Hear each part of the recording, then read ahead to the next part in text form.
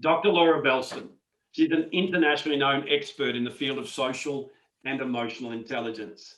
She's the founder of the Institute for Social and Emotional Intelligence in Denver, Colorado. And she's the author of the widely acclaimed Social and Emotional Intelligence Profile and Toolkit.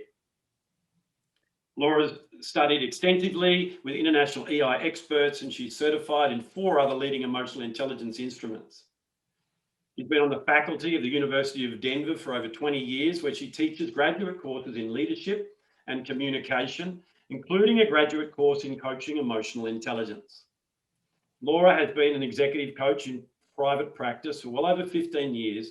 She's a master certified coach for the International Coach Federation, and she earned her Ph.D. in leadership and organisational communication from the University of Denver in 1996.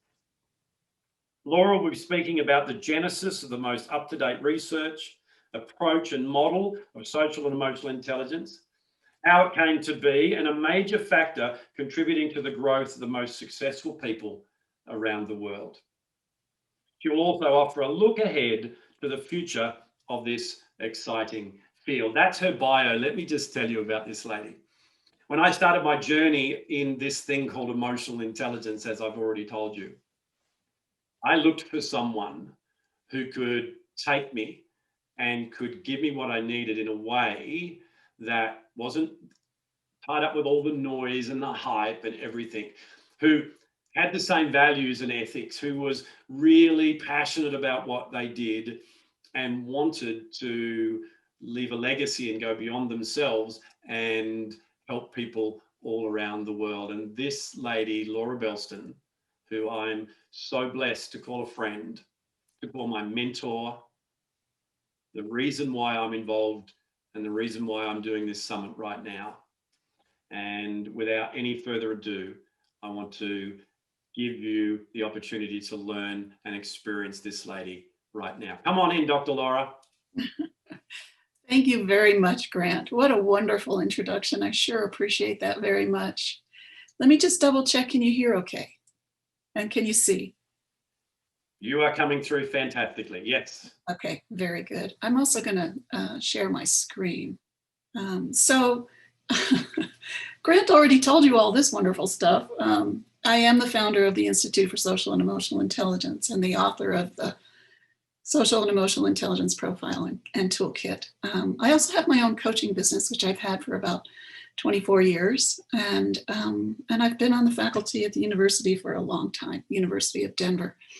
I love what I get to do. And I love working with people like Grant. And we've had the opportunity to work with the leading coaches around the world, over 1,000 coaches now, who are bringing this out to hundreds of thousands of lives. So let's talk a little, I'm going to be speaking on a little bit about the rich history of social and emotional intelligence, the evolution of the model, and also a little about the future. So let's go ahead and take a look. I like this picture because if you take a look at the writing on this phone screen, it's not English, which goes to the point that social and emotional intelligence and emotions are universal in every culture, every country, every language. Emotions exist. Emotions are central to the human experience. It makes us human. Emotions come to us unbidden. They are simply a fact. They are information that comes into our lives. So it's universal. So what we did at the Institute was we took a look at the leading instruments and models of social and emotional intelligence. And this was 20-some years ago. The Emotional and Social Competency Inventory, which was based on the work of Daniel Goleman and is now published by the Hay Group. The EQI 2.0, based on the work of Reuven Bar-On and published by Multi-Health Systems. The Mesquite, also published by Multi-Health Systems, Meyer, Solovay, and Caruso. The Meyer, Solovay, and Caruso Emotional Intelligence Test. The EQ Map, based on the work of Robert Cooper and Esther Orioli, published by SE Systems. And this is a very busy slide, but what we did was we took a look at all of the leading instruments that were available at the time. The ESCI, the EQI 2.0, now 2.0, the Mesquite, the EQ map. And we took a look at what did they measure?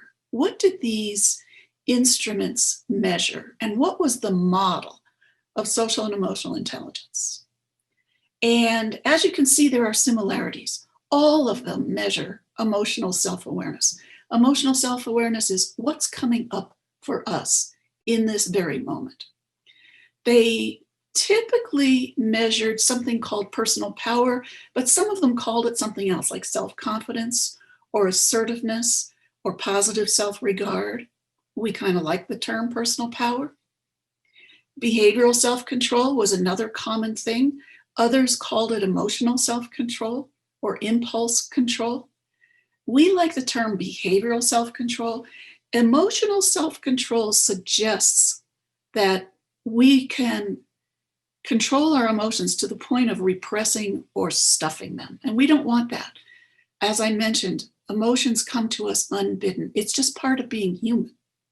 And we want that information. It's a valuable source of information. So what we did, and this, we're not going to get into all of this, but you'll see that there are some gaps in some of the assessments. And what we did was we filled those gaps, and then we created a toolkit to help people learn to put these principles into practice. And what we came up with out of all of this research and all of this integration of all of this information is a 4-quadrant model. Self is at the top left, other at the top right, awareness and management. And this really kind of defines what social and emotional intelligence is. It's about self-awareness. What's coming up for me in the moment? What on the other awareness? What might be coming up for another person that we're interacting with? What can I do to manage myself? And I know that Grant was just speaking about that. What should I do with this information? And it's a very valuable source of information if we pay attention to it, to what's coming up for us and what's coming up for other people. Then we can manage ourselves and manage our relationships. So self-awareness is really foundational. It leads to being, we can't be aware of what might be coming up for other people if we're not aware of what's coming up for us. We also can't manage ourselves if we're not aware of what's coming up for us. And with all of these, it leads to relationship management, which leads to thriving, flourishing, and greater well-being. I know that a big part of this leadership summit has to do with positive psychology. And we're going to be talking a little bit about that and how these two fields support each other and mesh. So backing up a long way, our concept of intelligence has evolved over the past 120 years or so. Prior to the 1900, we really hadn't scientifically defined what intelligence is. But in 1900, a French psychologist, Albert Bonnet, created the very first IQ test and administered it to French school children in 1900. And the way that he defined intelligence was primarily verbal and mathematical skills. And that was our definition of intelligence until about the mid-1980s, when a gentleman came along named Howard Gardner. He was a psychology professor at Harvard University. And he said, you know what, folks? There's a whole lot more to intelligence than simply verbal and mathematical skills. Hello, what a concept. That in turn led to the Meyer and Solovey coining the term emotional intelligence in 1990, and later Roux and Baron, just very shortly thereafter, coined the term emotional quotient or EQ. And then in the mid-2000s, the term social and emotional intelligence really came into play. So let's just touch on, just for a second, just for context, in terms of the history of all of this, to see how this all came about. Howard Gardner's theory of multiple intelligences. He said there's a lot more to it. You can see at the very top of this model, linguistic or verbal intelligence. And then going clockwise, you see logical or mathematical. And that's what really defined intelligence until Howard Gardner came along. But he said there's a lot more to it. There's spatial intelligence, musical, kinesthetic. Let's just take a quick look at some of these.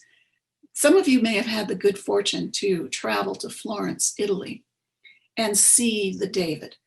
This is like spatial intelligence personified. Michelangelo took 2 years to carve this David.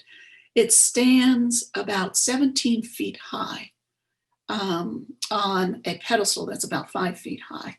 I mean, Michelangelo took this big, huge block of marble, and somehow he was able to see in his mind and carve away and chip away and reveal the David. The curls of the hair, the eyebrows, the eyes, the hands, the veins in the hands, the earlobes, again, the veins, the musculature. I mean, what an amazing form of intelligence that allows us to see something before it's even built. Builders have this, architects have this, artists have this form of intelligence. Musical intelligence. Beethoven wrote the Ninth Symphony when he was deaf. He could no longer hear the music, but he had a mind and an intelligence that knew how to put the notes together. Musical intelligence, kinesthetic intelligence. This is a mind-body connection form of intelligence. And I mean, Olympic athletes who win the downhill by 1/100th of a second. There is a mind-body connection there, intelligence there.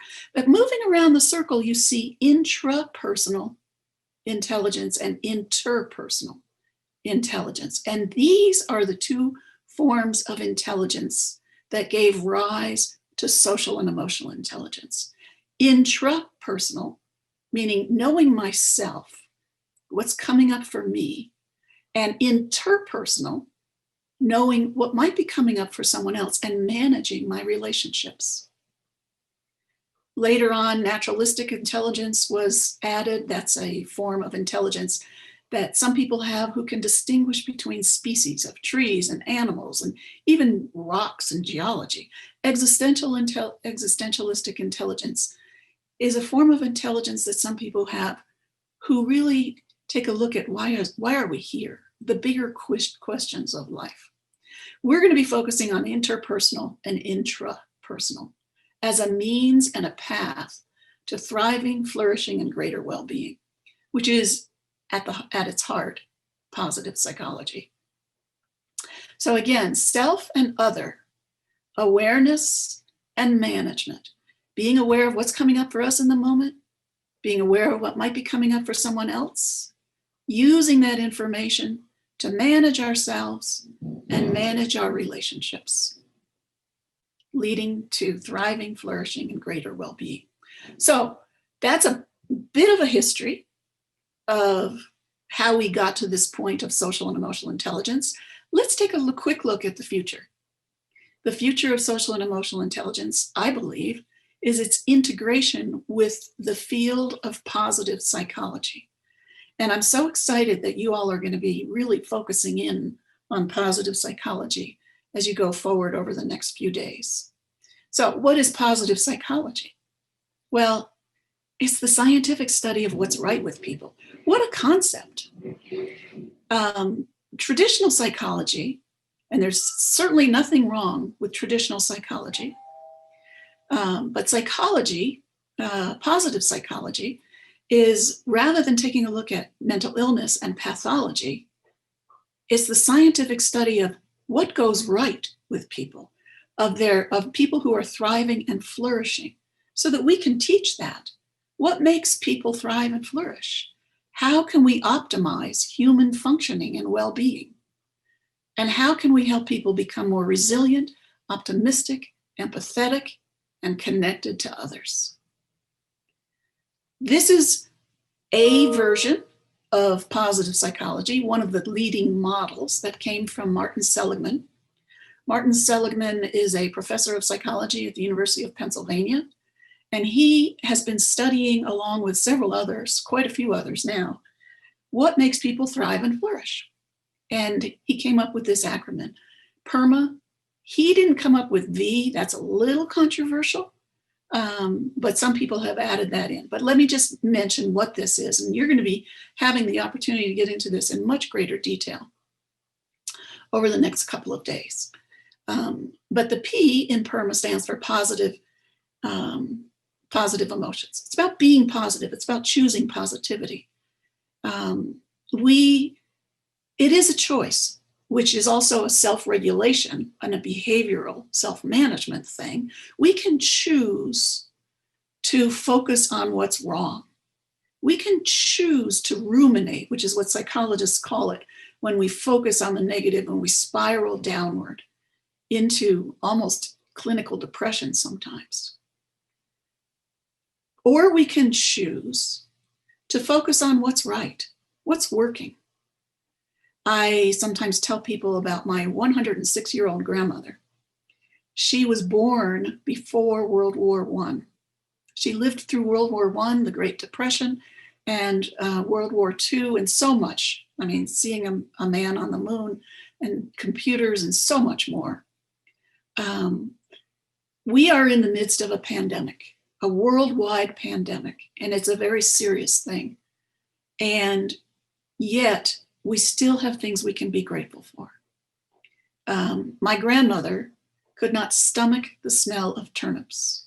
She did not know, she would talk about it, she did not know how her mother kept her alive, her and her brothers, during World War I. And I think it was the turnips. That's all they had to eat. I mean, we are fortunate, even with our masks, we can go to grocery stores, and there's a whole acres practically of fresh produce and from all over the world. And we are not going hungry. So we can choose to focus on the negative, or we can choose to focus on the positive. It is a choice, a self-regulation, self-management type of choice. Now, that's not to say that we should ignore negative emotions. In fact, far from it. As I mentioned, emotions come to us unbidden. And there's usually a reason. We need to stop and listen for that. So if we're upset or we're angry or we're frustrated, we need to pay attention to that. It's just that we don't want to ruminate and go down into a downward spiral. We want to pay attention, make some decisions about what we're going to do about that, and then move forward, preferably with positive emotions. By the way, some of the research from Sonia Lubomirsky suggests that about 40%, almost a full half of our emotional state is a choice. It's what we choose to be. E stands for engagement in this model. Engagement is about like flow. It's when we're so focused on what we're doing and so engaged in what we're doing, time flies. We are engaged in life. We can be engaged in work. And again, it can be a choice, and we can design our lives around what engages us. R stands for relationships. Relationships, this is probably the number one, not probably, it is the number one factor in positive psychology. In people who are thriving and flourishing, they have sound relationships. They are deeply connected to other people. Some of the research suggests that people who who don't exercise, who are overweight, they're 20% more likely to have a shorter lifespan. People who smoke are 50%. People who are heavy drinkers, it's 30%. People who smoke, it's 50%. People who don't have other people in their lives, people who are lonely, a full 70% more likely to die a premature death. Some of you may know the story of Rosito. Rosito is a little town in Pennsylvania, eastern Pennsylvania here in the United States. And it was a town in the 1960s. There was a population of about 2,000 people. And they had almost zero incidence of heart disease and stroke. No heart attacks. And yet the people, most of the people living there were of Italian American descent. It was a very close-knit community. They'd get together on Wednesday nights for spaghetti dinner, Thursday nights for bocce ball, Friday nights for fish, Saturdays, pig roast. And, I mean, they were always together with other people. They studied them. It wasn't their diet or exercise. In fact, they ate too much, they drank too much, they smoked, but they outlived the general population in the United States. And the researchers found that it was because of their close connections, their relationships, the close-knit community. M stands for meaning, being connected to something bigger than ourselves. These are the factors that make people thrive and flourish. Meaning. Meaning can come from a variety of places. It can come from our work. It can come from raising a family, having a garden plot, doing volunteer work, all kinds of things. And when we look for it, we can find it. Here, I live in Colorado, and we have high mountain passes that are, 2-lane roads that get snowed in the winter. And the only time that they can really work on these roads, do repaving and fix potholes and that kind of thing is in the summertime. When that's, of course, when everybody wants to be up there, because that's when the roads are open. So they have because it's a 2-lane road, they have to shut down one lane the one they're working on, and they have to let 2 lanes go on a single lane. So they have a flag person who stops people, and the other side gets to go. So you get the picture. This guy comes up, and he drives up, and he gets stopped. Of course he gets stopped. So he's at the front of the line. He's got his arm out the window, and he's just tearing into the flag person. Why'd you stop me? What a horrible job. How can you stand it? How can you stand this? It's got to be the most boring job on the planet. I don't know how you can possibly do it. And the guy looks at him and he says, I actually kind of like my job. I said, I look around. This is beautiful up here. This is God's country. Look at these mountains. Look at this blue sky. Look at these wildflowers. It's beautiful here. He said, and you see those guys over there? Those guys are my buddies. I am making sure that they're safe. His job had meaning for him. We can always find that. A stands for achievement or accomplishment. People who are thriving and flourishing have all of these characteristics, or in some measure, and they also have this sense of accomplishing something, achieving something, which again goes back to self-management, setting goals and achieving them. V stands for vitality. This is not part of Marty Seligman's original theory, but it has been added on by some people, that if we have our health, we can thrive and flourish. The reason Marty Seligman doesn't necessarily buy that is because he knows people who have been in horrible accidents and who are now in a wheelchair, who still are thriving and flourishing. So he's not totally sold on this. In any case, I think the future of social and emotional intelligence is its integration with positive psychology and happiness and well-being. So I had to get this picture in. What creates well-being? This is something we seriously study these things. What creates well-being? What makes some people thrive and flourish? What makes life most worth living? How do human strengths and virtues come into play? How about human emotions? How do they factor into thriving and flourishing? And can all of this be taught? So going back to our 4-quadrant model, self and other, awareness and management, that self-awareness, what's coming up for me at this particular moment? What might be coming up for another person? And using that information to stop and think about it, to then manage ourselves. And it's a very valuable source of information if we pay attention to it, to then manage ourselves and manage our relationships. Because it can lead to thriving, flourishing, and greater well-being in our lives. So let's take a quick look at these 4 quadrants, just a real quick look.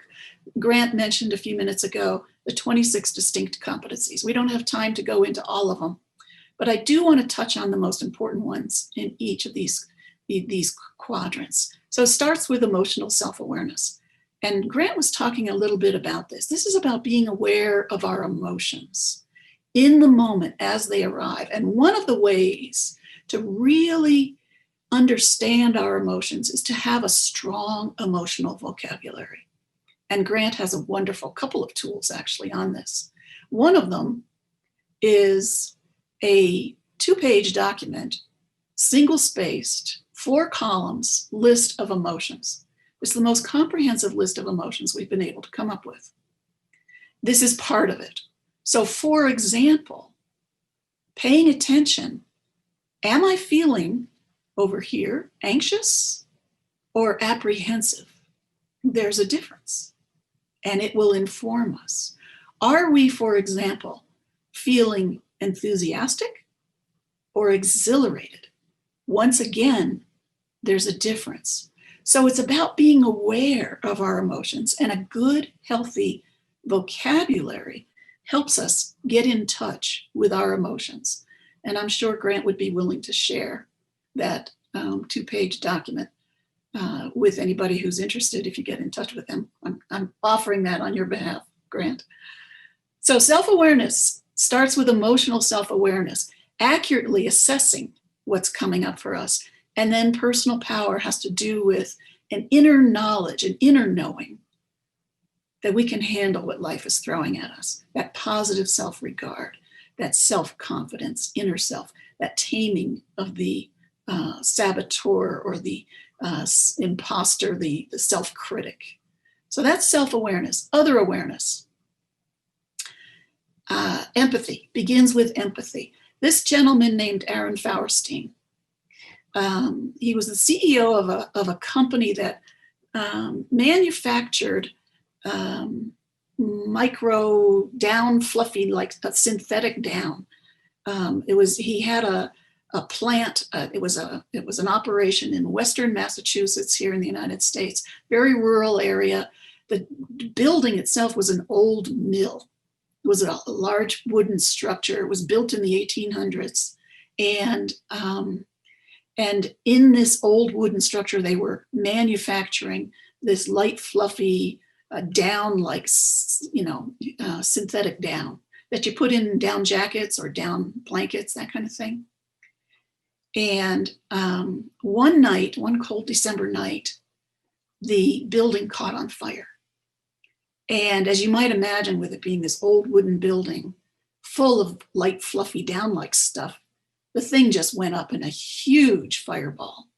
It was a very small rural community. There were probably maybe 5,000 people living in the area. About 2,000, 2,500 worked for him.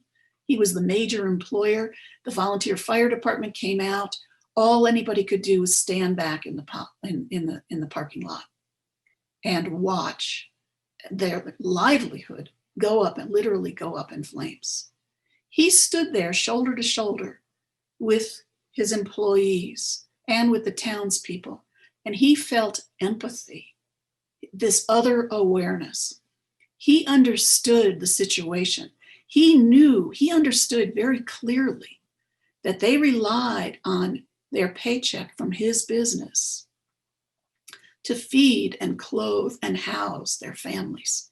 He understood the situation. Situational or organizational awareness is kind of like empathy on steroids, like one to many. They understand this town, this community will shut down if we don't rebuild. And he decided in that moment to be of service and this is part of other awareness. If we have empathy and we understand the situation, we can be of service to other people. And he got an award for Best Corporate Citizen because what he did was he looked around at all these people and he said, we will rebuild. And not only did they rebuild, he kept everyone on the payroll for the 2 or 3 months that it took. They didn't put up a nice, beautiful wooden structure. They put up a, steel metal building, but it did what it needed to do. And they were back in business. He could have taken his insurance money and hightailed it to someplace nice and warm on that cold December night and retired, but he decided to stick around and be of service. Self-management has to do with behavioral self-control. Some of you are probably familiar with the marshmallow studies. I love these studies. These started at Stanford in the I think it was the 1960s, 1968 or something. They brought these little 4-year-old kids into the psychology lab, and they got them settled at these little child-size, chairs and tables. And the researcher in a white coat glanced at his or her watch and said, I have to run an errand. Would you wait for me? I'll be back in about 15 minutes. Here's a marshmallow. If you can wait, you can have this now, or if you can wait till I get back, I'll give you 2. And these little kids are so cute. They'll squeeze the marshmallow. They'll sniff the marshmallow. They'll close their eyes so they don't have to look at the marshmallow. They even get under the table. And what the researchers were actually after, they didn't have an errand to run. They were watching and filming the kids. They were studying behavioral self-control. These kids wanted that marshmallow. And they did this, they replicated this many, many times. And they studied these kids over the next 40 years or so, or longer. They found that those kids who could wait until the researcher got back so that they could have 2 marshmallows, those kids with better behavioral self-control did far better in work and in life. They did far better on their college entrance exams, far better in their grades in school, far better in their relationships and marriages, far better in the workplace. Behavioral self-control, self-management really counts for a lot. These are a bunch of the other competencies under self-management. Integrity is one of them. We often get a feeling in the pit of our stomach about what's right and what's wrong. And we can choose to act on it or not. Self-management is a choice. Some of you are familiar with Viktor Frankl's quote about between stimulus and response, there is a pause, there is a gap. And in that gap, we have the opportunity to choose our response. So rather than simply react, we can choose a response. And we can choose to act in accordance with our sense of integrity or not. We can choose to innovate or be creative. People will say, I don't have a creative bone in my body. And actually, the research says quite the opposite. It's a choice. It's a choice of getting into action and taking initiative or procrastinating, to strive and achieve, to be optimistic, to be resilient, to manage our stress. Personal agility is how we deal with change that's thrust at us. Being intentional. These are all part of the self-management competencies in the self-management quadrant. And finally, relationship management. It all points here. And that starts with communication. And you may remember from the PERMA model that in PERMA, the R stands for relationships.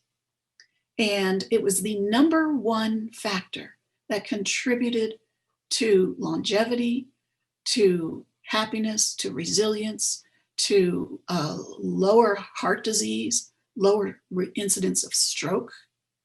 And so this relationship management really integrates very well with positive psychology. These are all of the different competencies that we measure in relationship management, interpersonal effectiveness, our ability to influence. And even if we're not in sales, we still influence every day in business meetings. We're trying to sell somebody on our good ideas. How we manage conflict. Conflict is inevitable.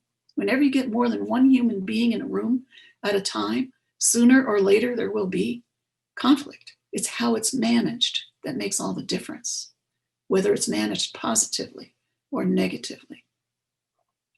Our ability to lead, inspire people, to move in a new direction, to bring about change, our ability to build bonds and that deep human connection, to work in teams, to coach others and mentor others and build trust.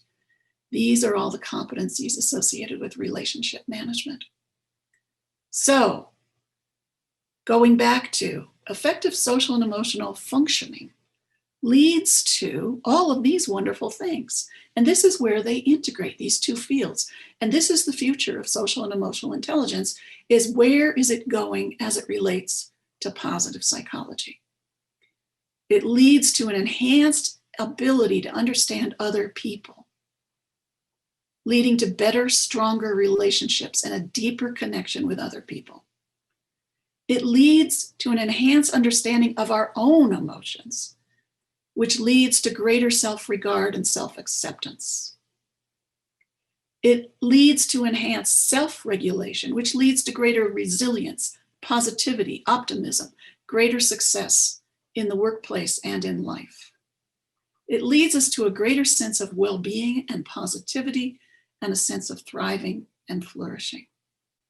It actually, I would also argue, leads to longer life, longevity, better health. It boosts our immunity. I'll tell you one quick story, since we do have a few seconds, few extra minutes here, about one study where they brought 299 undergraduate students into the psychology lab. And the students did not know what they were being. They gave the students a test. It's always these poor undergraduates who get the brunt of these studies. They gave these students a test. They didn't know what they were being tested on. Turns out they were being tested on how positive or negative are you feeling at this very particular moment. And then one by one, they took the students into the next room and administered the rhinovirus to them. I mean, they shot the cold virus directly up their noses.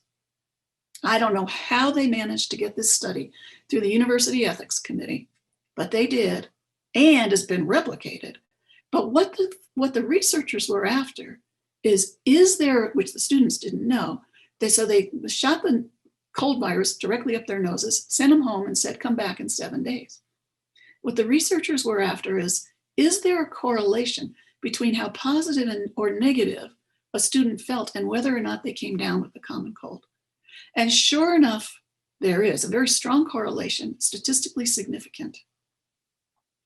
Those individuals who were feeling more positive came down with the common cold far less frequently than those who were feeling negative. It seems to influence the emotions of positivity and negatively influences a whole cascade of hormonal responses and chemical responses in the body that influence our immune systems. People who are happier live longer. They get fewer colds and illnesses. They have less incidence of heart disease and stroke, as we saw in the Rosito effect study. So, it's in social and emotional intelligence are an integral part of positive psychology. It significantly impacts our happiness and positivity, our engagements in work and in life, our relationships, our well-being, our quest for meaning in life. It influences character development, which is also a big aspect of positive psychology, by the way. And it influences human performance and accomplishment, and even influences our vitality. So that's what I have, Grant. I cannot see the questions. So if you could give me some questions, I'd be happy to try to answer. Fantastic, Laura. So, hey, everyone, let's just give Laura a big round of applause before we get into questions. That was just simply brilliant. So, and I'm sure people can now see why I studied under you and have the regard, or hold you in the regard that I do. So just as we are waiting for some questions to be typed in, I'm just checking here. Okay, so I've been answering some questions as we go along.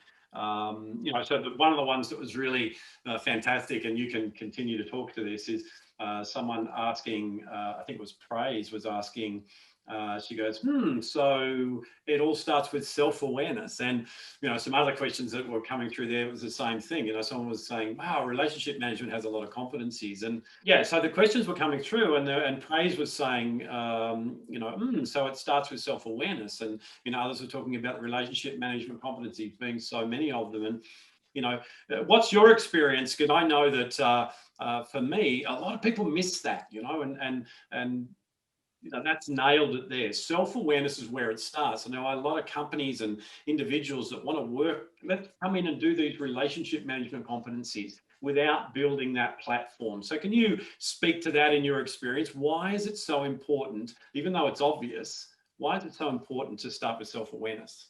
I love the observation, and I'm glad the individual is pointing that out and picked up on that and everything else. It's foundational. Self-awareness is foundational.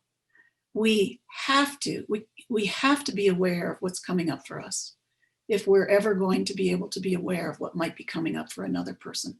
We have to be able to experience it so that we might know what another person is experiencing. We also have to be aware, self-aware, in order to be able to manage ourselves and manage our response. Wow, I'm getting frustrated. Wow, I'm feeling pretty angry right now. Or wow, I'm really enjoying this, so that we can then manage and design and intentionally design our lives to live in a better, more positive place. I love that you pointed out that a lot of organizations will start with a lot of the team building and conflict management and powerful influencing skills and building trust and communication skills training and that kind of thing. And that's all good. It is all good. But I've also been in situations where a lot of these individuals who run organizations, they don't necessarily understand that it begins with emotional self-awareness. They have said to me, emotions. They've said, I was wondering, after I made a presentation, I was wondering how you were even going to get emotional and intelligence in the same sentence. Another has said to me, more than one said, emotions? There's no room for emotions in the workplace. We park emotions at the door. And they don't realize just how powerful, how important it is to be aware of what's coming up for us in the moment. Yeah. A lot of stuff going on in the world right now with Black Lives Matter here in the United States. People are fed up. People are upset. And they're paying attention to that. And others are becoming more aware. And we're now talking about more managing ourselves so that we can, we're going to change civil society at long last here in the United States. Because we're starting to pay attention to these things. In a relationship with another person, if you feel constantly put down and you're upset, it's important to pay attention to that. In the workplace, it's important to pay attention to that so that you can exercise that personal power, so that you can become more assertive. So those are just some random thoughts around. But I love that the individual you mentioned really called out that self-awareness is foundational. It truly is. Fantastic. Thank you, Laura. Got another great question here from Gorka. How can we apply positive psychology against ego? Now, I know we haven't got the full context of the question, but I'll leave that one for you to answer. Well, I think there's a whole lot more to the context of that question. If Gorka, cares to Yeah, look, that to may be a challenge. That may be a challenge with the size of the chat roll. So let's just assume what it is that we think that she's asking or he's asking. So what I'm thinking that they're saying there is, how can we apply positive psychology? Indeed, emotional intelligence is probably a better thing to look at when someone has an unhealthy ego. Yeah. So how would you answer that? Well, okay, so what I'm suspecting, and I don't know fully, what the context of the question is, but, I think we can also take a look at people who are narcissists, people who have an overinflated sense of ego. And those are actually individuals, and I'm not a psychologist, and I don't want, and this should be not construed, please don't construe this as any kind of psychological advice, but these are often individuals who do have imposter syndrome, who don't have a healthy self-regard, and who are out there to prove themselves and are not managing themselves very well, because they're not really terribly self-aware. And so that leads to very poor relationships, a poor understanding of what their impact is on other people, and poor relationships, and will end up resulting in them probably languishing. There's a kind of a continuum of positive psychology. If you consider like -10, 0, and +10, a -10 is significant mental illness. And there is a place for traditional psychology in dealing with mental illness. 0 on this continuum means there's no mental illness, but that person is also not thriving and flourishing. And so an overinflated ego might result in somebody just kind of being at that 0, languishing, what they call languishing. Whereas if they could get in touch with themselves, if they had a more healthy self-awareness and other awareness, and had the ability to manage themselves, they could manage their relationships so much better. And again, relationships being the #1 factor in thriving and flourishing. Yeah. So I hope that Thanks, helps answer. You bet. Yeah, that's fantastic. So we've got people saying excellent presentation, Laura, and thank you. So you're changing lives as usual. There's another question here, just feeding through to see. Some of them are questions, some of them are statements. How do we practice, or in fact, just to give you a little bit on what you were just saying there, I always say to people in trainings and in organisations, I'll always get these questions of going, okay, so and then what they're really saying to me is, well, you don't work where I work, Grant, so how am I supposed to apply this emotional intelligence, positive psychology stuff that you're learning when I work with this person, right? So for me, another thing to add to what you were just saying there, Laura, that I find helps people to understand is, we can only influence, obviously, other people. We're not there to change them. So even if they don't take the bait at all, they don't have any idea or any inkling of wanting to get involved in what it is that we're learning and have learnt, what I've found is me being more positive and exercising positive psychology, me being able to have a higher level of personal power and behavioural self-control and all the things that we work on with social emotional intelligence. Here's the key. It lets me navigate that person a lot more effectively. It enables me to have less effect on me and who I am and those people around me. So getting this for yourself is the greatest gift. It doesn't mean you're going to change the world, doesn't mean you're going to change others. But however, the other thing is you're going to make better decisions about what you let people say and do around you, and to build that up. So hey, that's just a little bit to add to that. And there's another question here around how do you practice empathy while experiencing deep negative emotions? So, and that one's obviously around being able to understand the emotions first at a more finite and succinct level, and then manage our thinking around that. So I'm going to paraphrase what I think you're saying there, and that is, how am I supposed to be empathetic towards someone when I'm experiencing negative emotions about them and towards them? Well, hey, just as Laura said, we've got to realize that everyone is going through their own things. So having empathy for them may even uncover a side of them that you haven't seen yet because they've never had that before. And being able to take those thoughts captive that you're having about them so that you can logically do what you need to do to show empathy. Would you agree with that, or what could you add to that, Laura, just as we finish? I do agree with that. I also think it's really important to maybe back up from needing to feel empathy into taking a look at what's going on in your life that you're feeling negativity, and get a handle on that. It's okay to feel negative emotions. We don't want what's called sometimes toxic happiness, which is somebody who's like happy, happy, happy all the time. That's not the point of positive psychology. Emotions are inherently human, and there are going to be positive and negative. When I taught, I was teaching graduate courses, graduate seminars in leadership and communication. And I came up with this phrase, what I came to realize, because I was teaching adults, adult learners, that I realized there's pain in every room. In every classroom, I would find that people were dealing with different kinds of pain.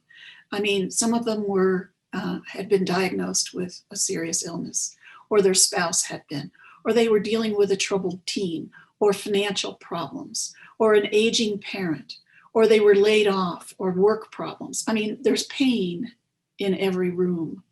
We need to work with people to help them understand that pain, and we need to practice then empathy. We need to deal with our own stuff, and then we can experience empathy for someone else, if that helps. Wow, that's amazing. The point of the whole thing, the point of the whole thing in terms of pain in every room is it's really important to stop and be kind and be empathetic. But go ahead. Yeah, no, hey, I'm just saying that's a great way to finish. The world needs a lot more empathy right now. It sure does. And I always tell people, because there was a number of things in the chat about, bullies and those sort of things. I always tell people I'm here to serve the bullied and the bully. Because a bully doesn't get out of bed in the morning unless there are some people with clinical challenges. They don't get out of the bed in the morning and go, oh, great, I get to go and make everyone's life a misery today. It's more, as Laura was saying, it's more an outworking of how they feel about themselves. So when we show more empathy around the world, I'm not going to get into anything particular. Social media is a big one, though. When we show more empathy to people, it disarms that negative in them, in my experience.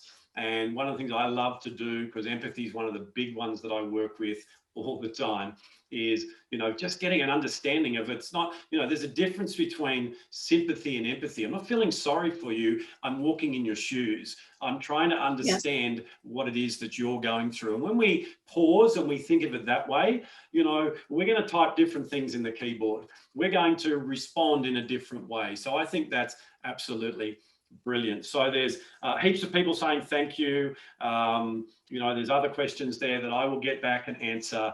However, Laura, can I once again just say thank you so much for being who you are. You're very welcome. Knowing you over the last number of years and having you on my journey, I wouldn't be where I am and wouldn't be working where I'm working and doing the things that I'm doing and stepping into my own, self of what I'm actually created to do unless you came into my life. And I really want to thank you. You're a pioneer in this industry. You still have so much that you can give. You've got the Ph.D. side, so you know what you're talking about, and you've got the practical experience, and I think that is amazing. So thank you very much. Let's just give Laura a big high five, virtual high five. She can see you, she can feel it in her heart, and we're going to take a break again right now. And so thank you, Laura, and we're going to come back, and we've got another amazing speaker, another great lady in my life who has helped me along my journey, Dr. Suzanne Knowles. So let's go to a break. Let's do a bit of a stretch. Let's go to the bathroom. Leave the stream running because you're only going to be away for a few minutes. Come on back and we're going to continue. So let's give Laura another round of applause and I shall see you again shortly.